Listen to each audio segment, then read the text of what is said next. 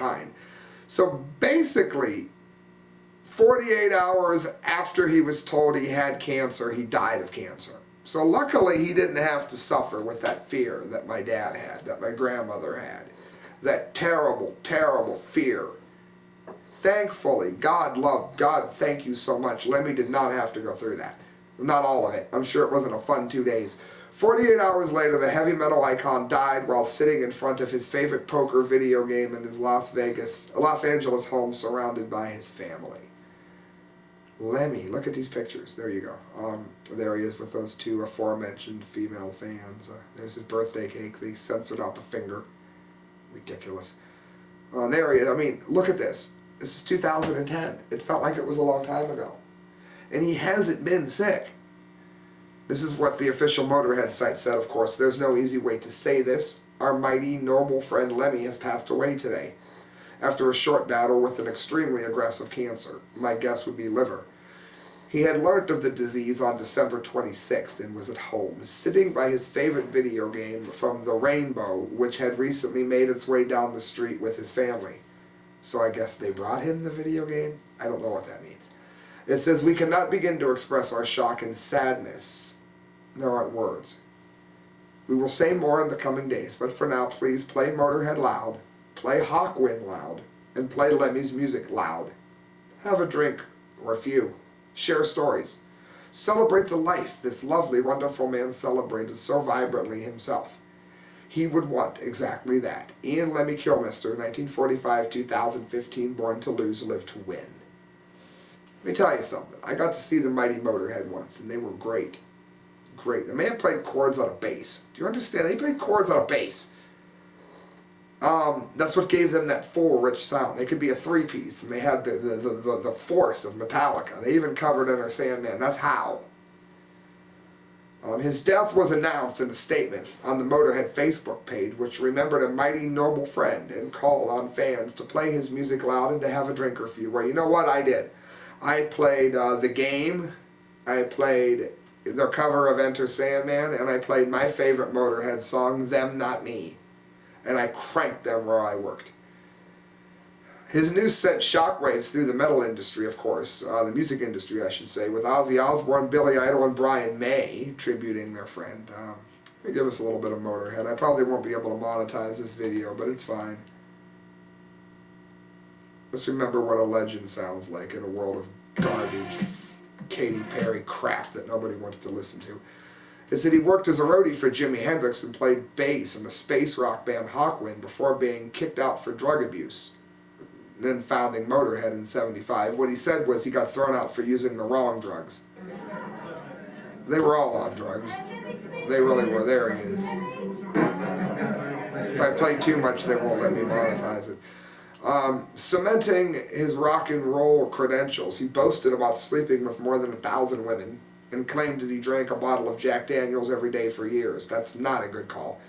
He was also, of course, he collected Third Reich memorabilia, but he said he collected memorabilia, not ideals. He had black girlfriends, for crying out loud. I believe him. He wasn't a Nazi. I wouldn't be wearing the uniforms he wore, but he just liked the way they looked, that's all. He said it repeatedly. Ozzy said he lost one of his best friends. Lemmy today will be sadly missed. He was a warrior and a legend. He said, I'll see you on the other side. Hopefully not too soon, Ozman. Grammy Award-winning band Motorhead released 23 studio albums over a 40-year period and announced Kilmister's death. There he is with Gene Simmons.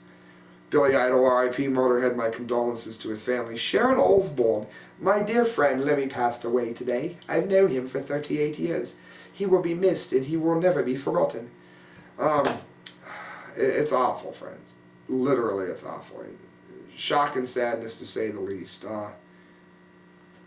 When we say one of a kind in rock and roll, Lemmy was the epitome of that, one of the most beloved characters in all of rock and roll. And I can't think of anyone who didn't adore Lemmy. You can't say heavy metal without mentioning Lemmy.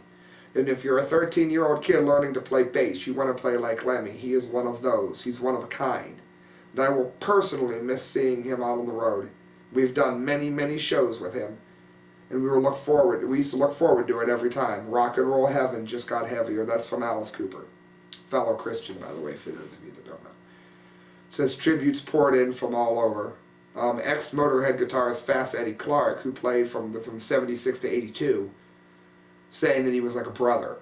Basically, this was a really good man. Motley Crue, Nikki Sixx says, I'll miss you, buddy, in our conversations. You were always a pillar of dignity. Rest in peace, Lemmy. A pillar of dignity. What a great thing to be called when you die. Anybody hearing me? Metallica. You can't get a higher accolade, can you? Metallica said, you're one of the primary reasons this band exists. We'll forever be grateful for your inspiration. Rest in peace. Flea. Flea from Red Hot Chili Peppers. It'll make Christelle happy. Oh my, Lemmy got let in on the big secret. I love the way he worded that. Knowing that there's something beyond this life. That there is a heaven. There is an afterlife. Listen, Lemmy got let in on the big secret, writes Flea. One of the greatest rockers of all time. Amazingly unique. Incredible bass player. My hero. Wow. That's Flea. It's one of the best bass players that ever lived. Mega Geek Meltdown. My friend died today. We'll miss you. Your name is Lemmy, and you played rock and roll. Rest in peace, my man. He used to always say, we're Motorhead, and we play rock and roll. That was always the way he opened the show. We play rock and roll. Rock band Judas Priest, my personal favorite, tweeted, words about Lemmy can never be enough. So we will simply say farewell, Lord Lemmy, and thank you for your music and the shows. Aerosmith drummer, who I got to see them last summer, one of the best drummers I've ever seen in my life. Joey Kramer added, rest in peace, Lemmy, heaven is rockin' tonight. This is awful, literally awful. Corey Taylor said, your name was Lemmy, you played rock and roll, singer of Slipknot. This is what, in his own words, Lemmy had to say. I was a roadie for Jimi Hendrix, so I'm hard to fucking impress. Lemmy said it in his own words. Motorhead frontman Lemmy will be remembered not only for his great music, but also for his many memorable quotes. Quote, they would come to stage, the Beatles, and I was just awestruck. They had that presence, which was very rare. Hendrix had it. Ozzy Osbourne has it to some extent. You've either got it or you don't. Ozzy definitely has it. From an interview with The Independent, I like being the center of attention as much as anybody, so I don't mind. I was in it for the girls at first, to tell you the truth. I think if more musicians told the truth, that their main reason why most of them were in it. When you're young and you're desperate to get laid, you work out that being a bricklayer isn't that attractive. That's hilarious. That's actually not why I got into music, by the way, but I found that to be rather common among other people, so at least he's honest. Guns N' Roses bassist Duff McKagan said, rest in peace, Lemmy, a hell of a man who suffered no fools. Amen. You shall be missed, brother, and thank you for the years of unwavering kick-ass rock and roll. This is from another interview in The Independent. There's only two kinds of music I can't stand, rap and opera. Opera because it's too overblown, and rap because I just don't hear it. I don't get it. It's noise. Well, not all of it. I mean, you've got like Steve Grant and that. Rapper Ice-T said he just got the sad news about the loss of Lemmy from Motorhead. Rip in hell, raise some hell, homie. I got to hang with Lemmy and did a song on his video in a movie. Beverly Knight, who is starring in Grisbella in Cats, the musical, said it was a wonderful, gravelly voice. Now that wonderful, gravelly voice is now silenced. That's the saddest statement I've heard. That brings tears to your eyes, doesn't it? From an interview with Rolling Stone, I was a roadie for, I read that one to you. You've got to beat Jimi Hendrix to impress me, so I don't see you doing that. I've always thought Jimmy was overrated, but whatever. When asked by Rolling Stone if he listened to younger bands during the 2012 interview, he said, I don't know happily married couples, and not even my parents. There was a magazine in England who said I screwed 2,000 women, and I didn't. I said 1,000. And when you think about it, it isn't that unreasonable. I'm not even married, and I've been doing this since I was 16, and I'm now 66. So that's like 50 years. I could have done more if I'd have tried, I guess. In other words, he's saying he was promiscuous, but he would never hurt anybody. Author Neil Gaiman, of course, the Sandman, said, rest in peace, Lemmy, a man I saw playing the fruit machines in late night dives, and once thanked me for getting into one. Once thanked for getting me into one. Awfully worded sentence. It must have been a tweet. Figures of the World Wrestling, in which the band was a close affinity, posted messages. WWE star Triple H said, rest in peace, Lemmy, one life lived your way from the beginning to the end. See you at the end of the road, my friend. Thank you with the gift of your sound. Of course, he made music for the WWE quite often. The Game was one of his best tracks. Stone Cold Steve Austin added, "Damn, just heard Lemmy passed away. Swig of beer with one hand to one badass original rocker, Motorhead, one of the all-time most influential bands."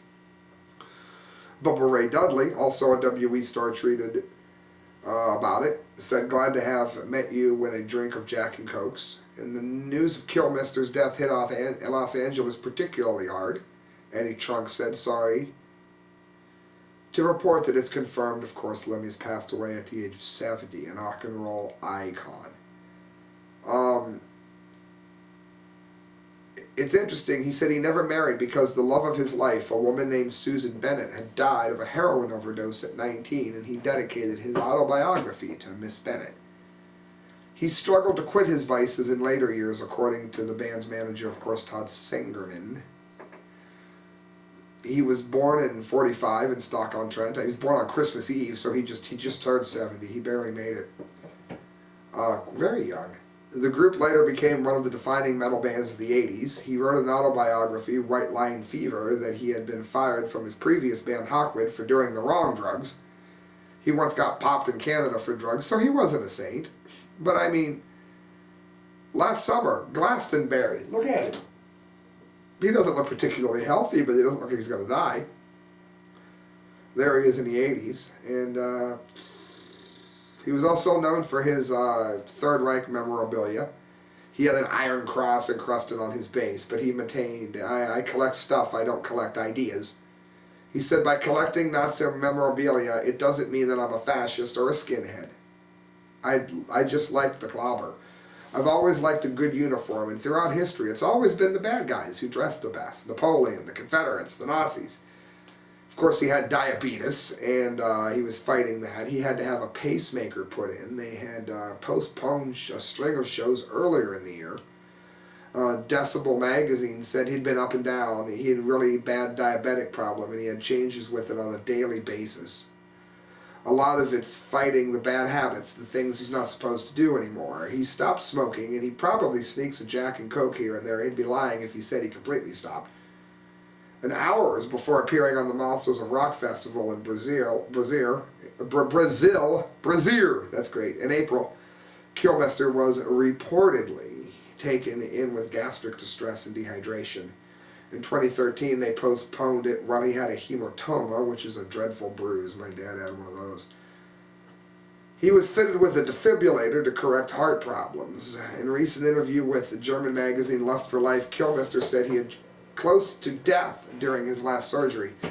"It was only a moment I was stalked by the devil called doubt, and I wondered if I would make it. I'm not afraid of death. I often sing about it." Shout out, Killed by Death. "So I wasn't shaking in my bed, but I did have a feeling that I wasn't done yet. I still wanted to do more shows and make more records. That feeling pulled me through all of this." Motorhead were set to tour the UK in January in support of their 23rd album, Bad Magic, which I did not know came out and now want to hear even more, which was released in August of this year. I didn't think they'd release one so quick, because they released the last one, and I played the tar out of that. They released this rather quickly, which caught me off guard, so I will be checking it out. In June, the band graced Glastonbury. Just in June, he was playing Glastonbury for the first time in their 40-year history, playing a triumphant return on the Pyramid stage. Of course, best known for the Ace of Spades.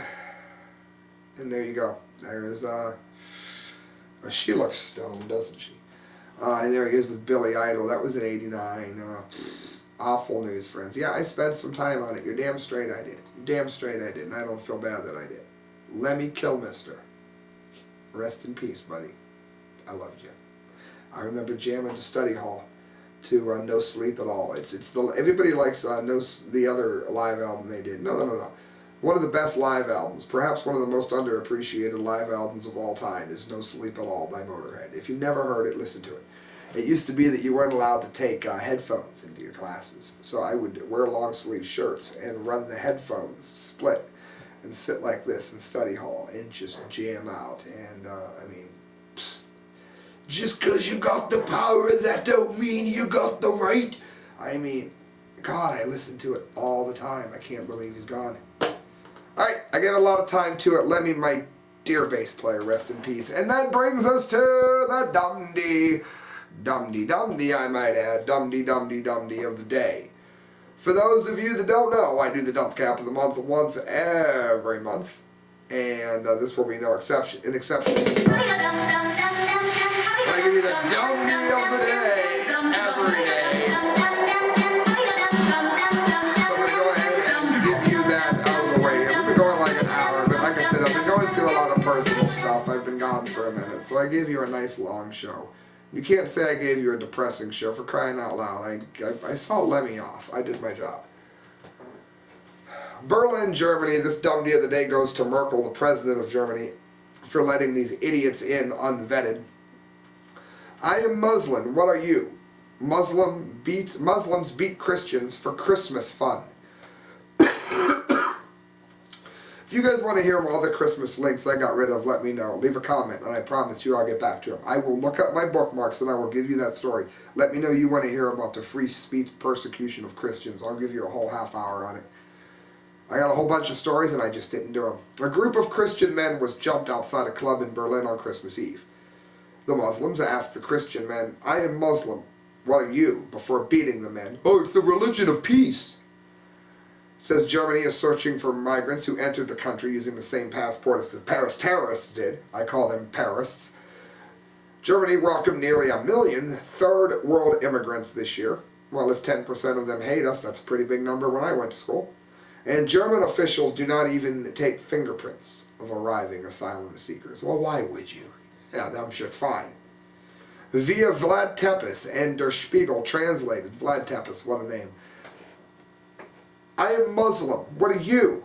After asking the question, Muslims beat on Christians at Berlin Mitte on the second day of Christmas on Potsdam Platz. At least 5 injured men happened as a result of a fight on early Sunday evening in Berlin Kindergarten. The police are still investigating, but what they do know is so far that the 5 men, after leaving the club Adagio at 1720 on the Marlene Dietrich Plaza, were accosted by a man who asked about their religion. The police report said that the unknown man said, I am Muslim, who are you? What are you? The question resulted in a verbal shouting match. Suddenly more people arrived on the scene, and together with the unknown Muslim, they started beating on the men aged 20, 24, and 25. A 19-year-old man who tried to calm the men down was injured in the face. Right before the police arrived, perpetrators fled the scene, of course. The injured young men did not wish for medical treatment on the spot, and they said they were going to go to the clinic themselves. According to police, the young men that were attacked were from Serbia and Montenegro and are Orthodox Christians.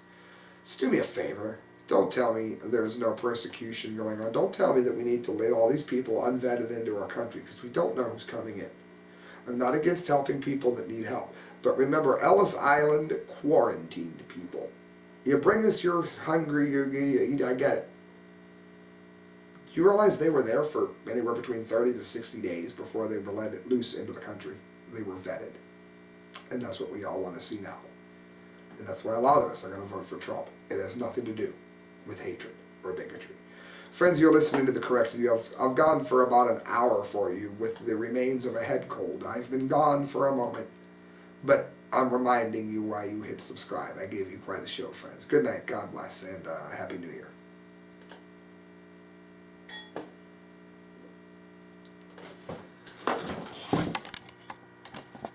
I don't know how to shut this camera off.